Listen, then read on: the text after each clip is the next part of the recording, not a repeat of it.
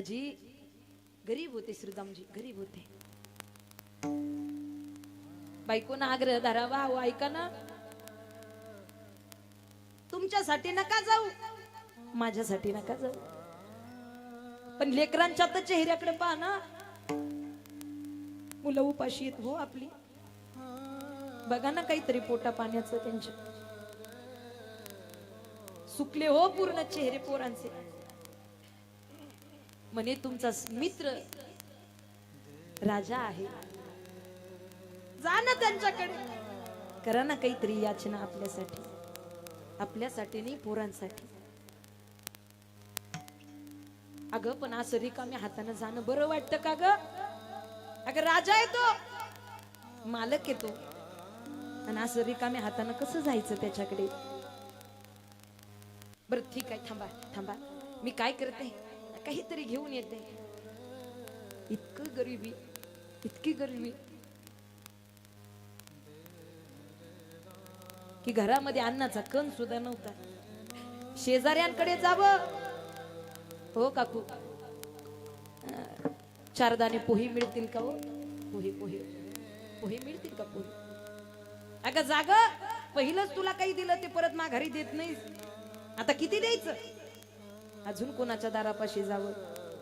हो काकू पोहे मिळतील का? पोहे थोडे पोहे लागतायत, मी देईन परत तुम्हाला, माझ्याकडे आल्यानंतर देईन मी तुम्हाला. माणूस गरीबात असला ना बाबा, जगाजवळ किती श्रीमंती असू द्या, माणूस त्याची गरिबी पाहून त्याला मदत करत नाही. हो काही माणसं अशी जीवन जगतात की किती धन ऐश्वर्य असू द्या, पण त्याचा आपल्याला काही फायदा नाही, आणि फायदा नाही म्हणून त्याची मदत करत नाही.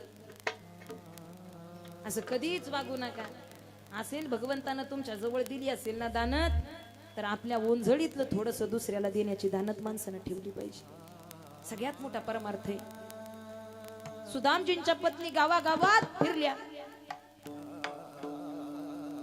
पण एका ठिकाणी त्यांना दान मिळालं.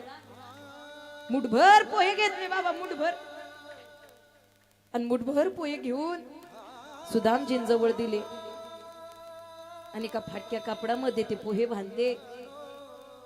ऐका ना, हे घेऊन जा, तुमच्या मित्राला द्या, आणि आपल्याकडे काहीतरी मागा, पोरांसाठी काहीतरी मागा. गेले सुदामजी. जसे गेले, त्यांचा अवतार पाहिल्या बरोबर द्वारपालांना मधी काठी लावली. अरे कोण तू, कशाला आलास? मला माझ्या मित्राला भेटायचंय. कोण मित्र? या नगराचा राजा श्रीकृष्ण. या नगराचा राजा तुझा मित्र? अरे तुझा अवतार पाहून वाटतं का तो तुझा मित्र असेल? राजा आहे तो. असं कोणी येईल आणि सांगेल माझा मित्र आहे? थोडे भरून आले सुदामजींचे, हात जोडले सुदामजींनी, आणि त्या द्वारपालांसमोर हात जोडून विनंती केली. अरे अंतःकरणाला सांगतो माझा मित्र आहे तो. अरे द्वारपालो कन्हैया से कह दो, अरे द्वारपालो कन्हैया से कह दो के दर पे सुदामा गरीब आ गया है, दर पे सुदामा गरीब आ गया है. भटकते भटकते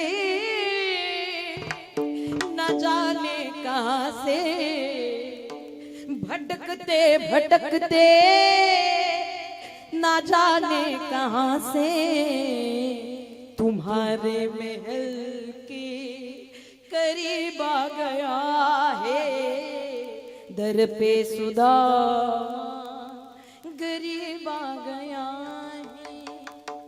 द्वारपालांनी ऐकलं, भगवान श्रीकृष्णांपर्यंत निरोप पोहोचवला. अरे कोणीतरी असा एक व्यक्ती आला. कोण आहे? त्यांचं वर्णन करतात. ना सर पे है पगडी, ना तन पे है जामा, बता दो कन्हैया नाम है सुदामा, बता कन्हैया को नाम वे सुधा हो, बता दो कन्हैया को नाम वे सुधा।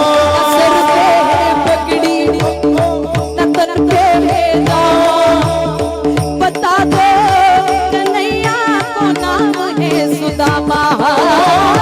सर पे पगड़ी नतन पे जामा, बता दो कन्हैया को नाम है सुदामा। बता दो कन्हैया को नाम वे सुधा हो, बता दो कन्हैया को नाम वे सुधा। एक बार मोहन से जाकर के कह दो, बस एक बार मोहन से जाकर के कह दो, मिलने सखा बदनसीब आ गया है, मिलने सखा बदनसीब आ गया है। अरे द्वार खोलो ऐसे कर दो, अरे द्वार खोलो उस कन्हैया से कर दो। इधर से सुदामा गरीबा वो, इधर से सुदामा गरीबा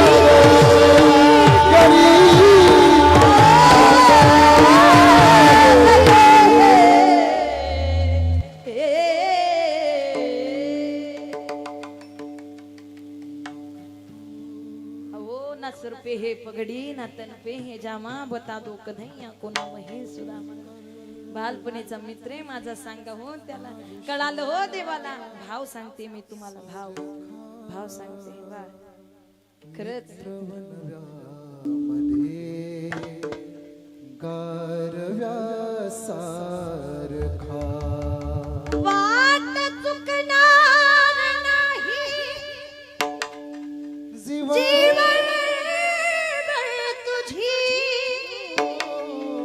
वाट चुकणार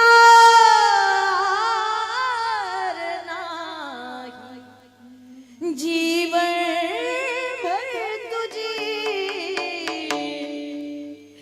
मित्र तू एक कर आरसा सारखा, मित्र बनव्यामध्ये गारव्या सारखा, दुःख अडवायला उंबऱ्यासारखा, मित्र बनव्यामध्ये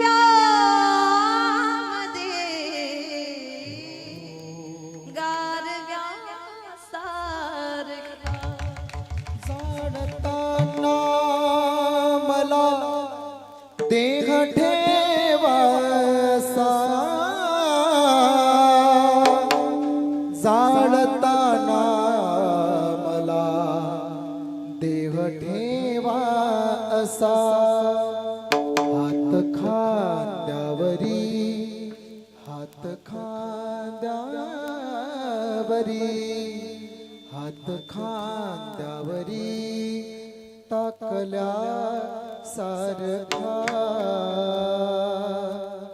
मित्र बनव्यामध्ये गारव्या सारखा, मित्र बनव्यामध्ये गारव्या सारखा।